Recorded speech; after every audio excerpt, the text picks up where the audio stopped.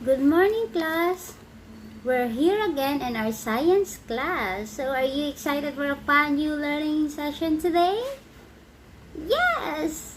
I hope so, because today, after going through our new lesson, you're expected to identify the changes that are useful or harmful in the environment, distinguish the harmful and useful effect of materials in the environment, design an illustration of human activities that are either harmful or useful in the environment, and lastly, you will be able to write or create a reflection regarding your own experience on how to save the environment.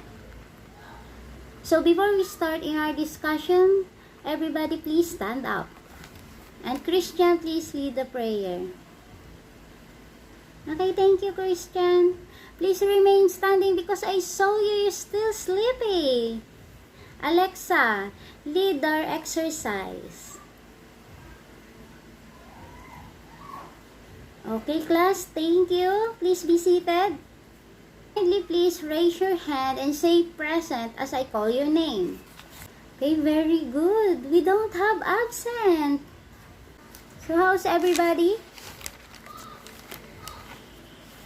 Yes, I hope everyone is fine. And if anyone is not feeling well, please inform me immediately. Okay? Thank you. Have you already passed your assignment in our Google Classroom? Very good. So before we proceed in our discussion, can you please get 3 things from your bag? Anything inside your bag. Then identify each item and describe it. What is the object made of? So what item do you have, Mia? Okay. So how can you describe the pencil, eraser, and the paper? Very good. It is a solid materials. Thank you, Mia. Please be seated. Do you still remember our lesson yesterday? Okay, let's see. What happened when oil mixed to water? Very good. It won't completely mix and you can still easily identify where is the oil and the water. And this mixture are called heterogeneous mixture. Okay. Next, how about sugar dissolved in water? Yes, very good. You cannot distinguish the sugar in the solution, and this kind of mixture is called the homogeneous mixture.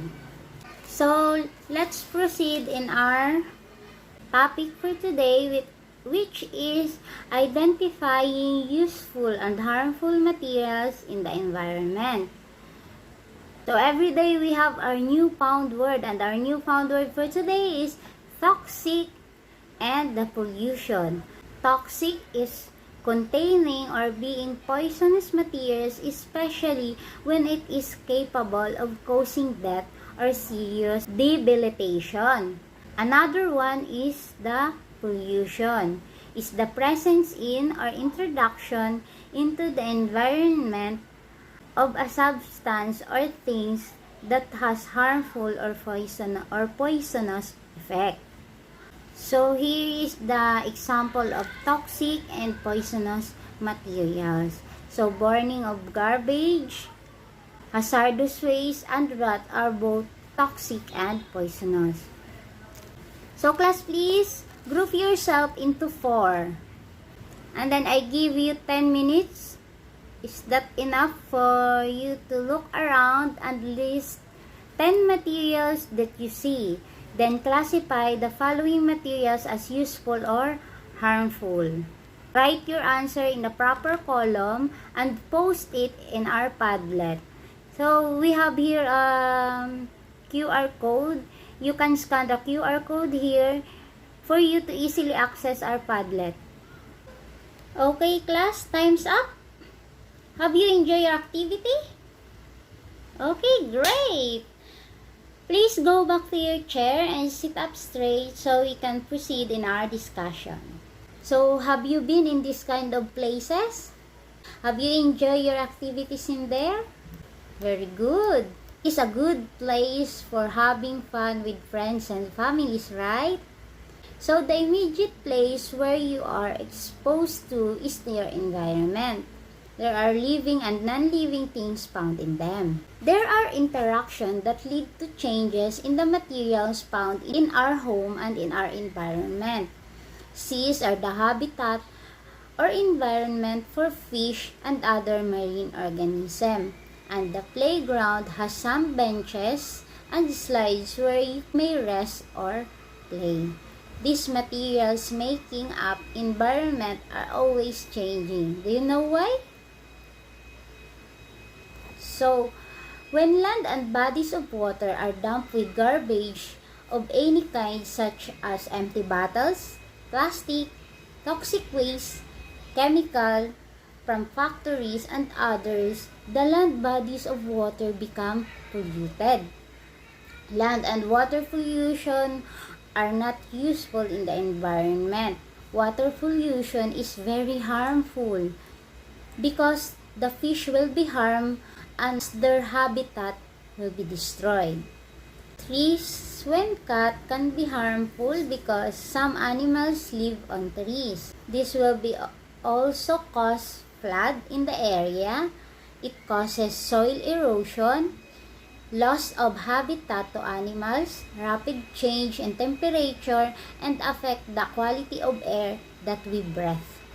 So polluted lands serve as breeding places for flies, cockroaches, and rats.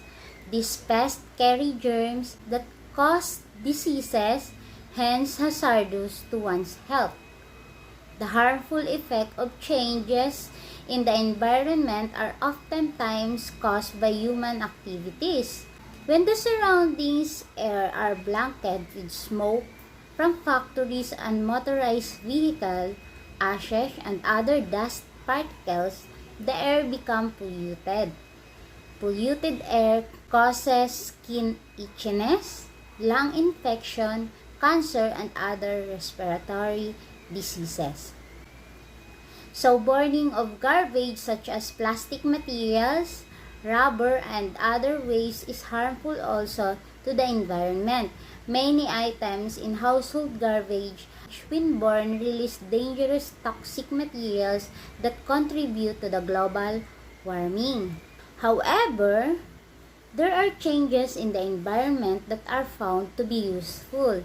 The flowering of trees into fruit, utilization of leftover foods into compost, use of animal manure for fertilizer, and the recycling and upcycling of different local materials are helpful to keep the environment clean and more adaptable for human, plants, and animals to live. This will lead to activities of food production and maintenance of a clean and green environment. So, do you understand? Okay. So, we have a sheet work here.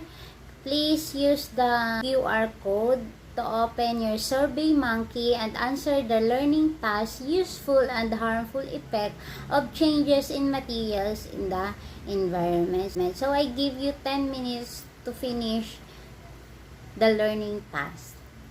Okay, are you finished? So, time's up. So, are you done? So, we can continue our discussion. So, we have here different kind of pollution, which is the land, water, and air pollution. So, dumping of garbage in the land will cause land pollution, same as those factories who don't have a proper drainage system, and their waterways is directly thrown in the river or in the sea, will cause water pollution, and the smoke from factories and motor vehicle will cause air pollution. It is important to properly manage our waste because everything has an impact to our environment. So I prepare a worksheet in our Google Classroom. So let's see if you can identify the types of pollution occurred in the situation. So please go to Google Classroom or scan this QR code so that you can directly access the worksheet. So there are also human activities that are either useful or harmful in the environment. So for example, gardening at the backyard. So do you think it is useful or harmful in the environment? Yes, it is useful because planting of trees and vegetables are useful to both human and in the environment. Plants and vegetables produces oxygen which is needed by us human, and also those trees will prevent soil erosion, prevent floods during typhoon. So next example is illegal logging. So it is useful or harmful? Correct, it is harmful. It will cause soil erosion, the animals will lose their habitat, and flood in the area.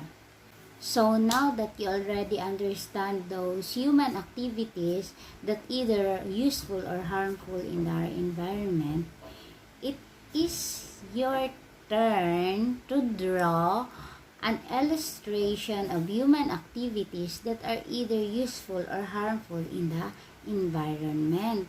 Please use the Tondo app to draw an illustration and then send your output in our Google Classroom. That's the end of our lesson for today. For your assignment, write a reflection regarding your own experience on how to save the environment. Or for example, a situation at home or in a community where you participated in keeping the environment clean. So your simple work at home is a big help. So that's all for today. See you tomorrow. Thank you, class.